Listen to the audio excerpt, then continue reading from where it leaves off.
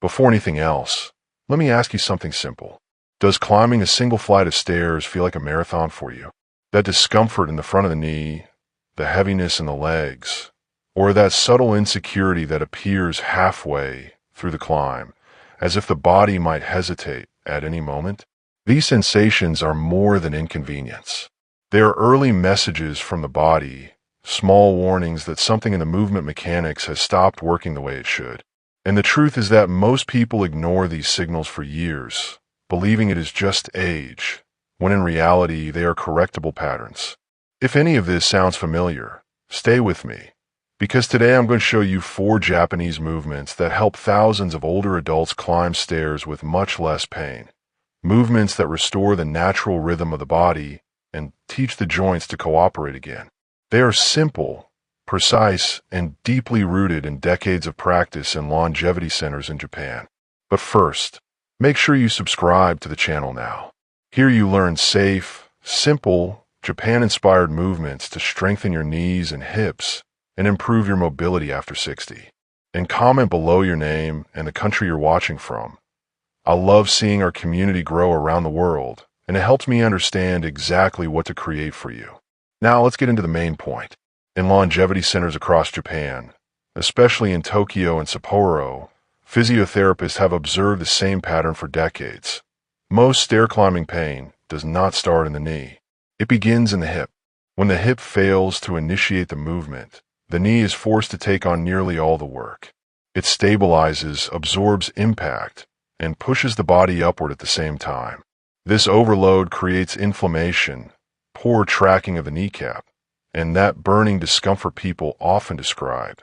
Japanese clinicians frequently call this silent drift, a slow shift of responsibility from the hip to the knee that happens without the person noticing until the pain arrives.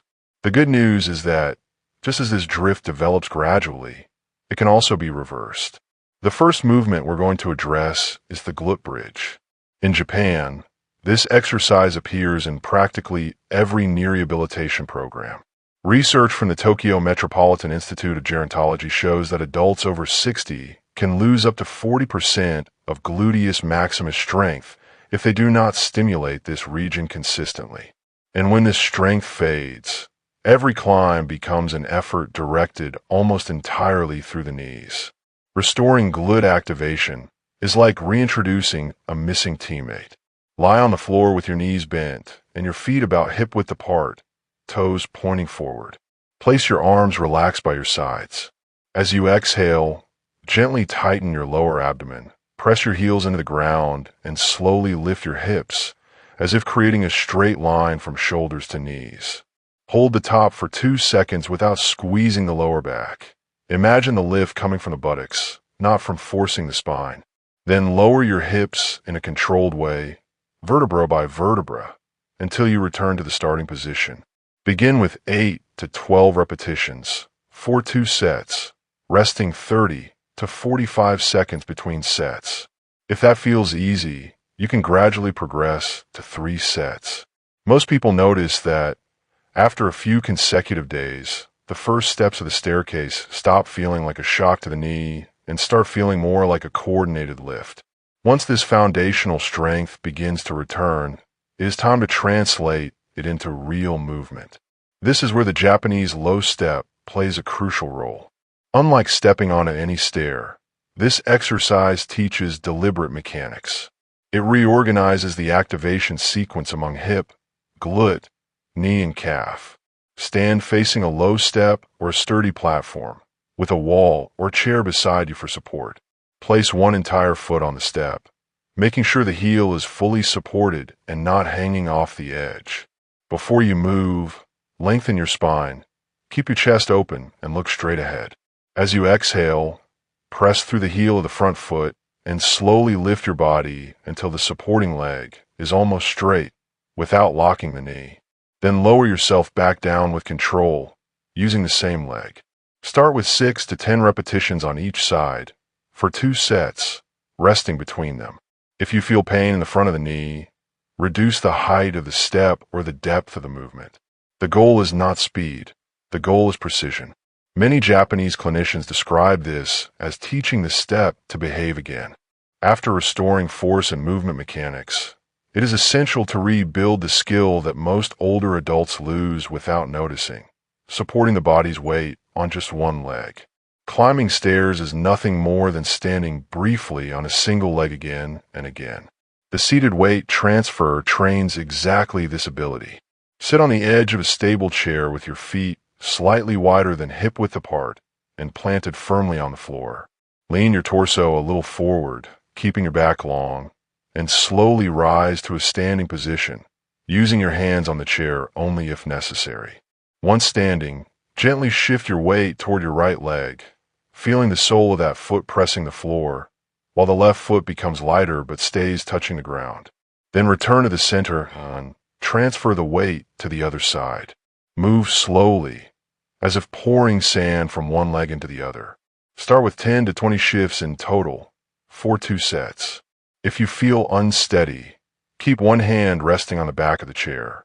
Over time, you can progress by lifting the lighter foot slightly off the floor for 1 or 2 seconds, always within a range where you still feel safe.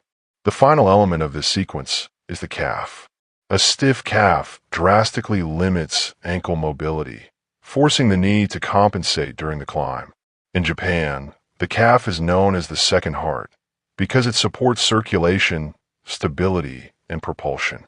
Stretching it restores fluidity to each step. Stand facing a wall and place both hands on it at about chest height. Step 1 foot back, keeping the heel of the back foot firmly on the floor and the toes pointing straight ahead. The front knee bends slightly while the back leg stays straight. Gently lean your body forward until you feel a comfortable stretch in the calf of the back leg, without bouncing or forcing. Hold this position for 20 to 30 seconds while breathing slowly, then switch sides. Repeat this 2 or 3 times for each leg. If your balance feels uncertain, reduce the distance between your feet and bring the wall closer. Even a mild, well-controlled stretch improves ankle elasticity and allows your body to share the load correctly. In terms of weekly structure, you can perform all 4 movements 3 to 5 times per week, always respiatando, OSCU corpo. On days when you feel more tired, reduce the number of repetitions or sets, but try to maintain a regularity. Consistency is far more important than intensity. Over the course of a few weeks, many people notice not only less pain on the stairs, but also more confidence when walking on slopes, uneven pavements, or getting up from low chairs. When these 4 movements begin working together, the transformation is real. The climb becomes lighter, the knee stops complaining, and the body regains confidence. As the Japanese say, when the body remembers, the fear forgets. The stairs stop being something you endure and become simply part of your day again. In everyday life, a few adjustments amplify these results. Step with the heel first. Avoid rushing. Activate the hip before lifting. Lean the torso slightly forward, and always use the handrail if needed. Safety is the foundation of strength. This is what sustains mobility for decades. If you want part 2 about stairs, comment the word stairs. It helps the channel, strengthens the community, and shows me that you want to continue this journey. Climbing stairs without pain is not a dream. It is simply the result of the right movements done with consistency.